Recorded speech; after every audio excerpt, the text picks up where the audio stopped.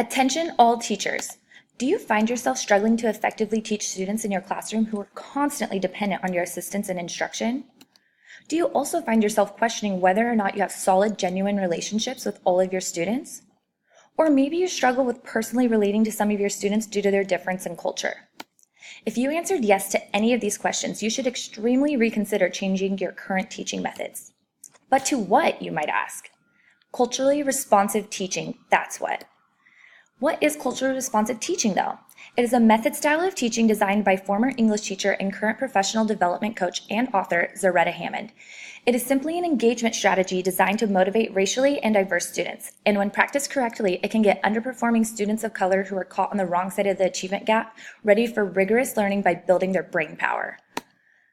You can find out more about this style of teaching and how you and your students can benefit from this unique framework by reading and applying these methods in the book Culturally Responsive Teaching and the Brain, written by Zaretta Hammond. You can order your copy today on Amazon.com for an astonishing low price of $27.84. So don't miss out or postpone getting this life-changing guide for teaching because it truly has the strategies and power to positively change your students' futures.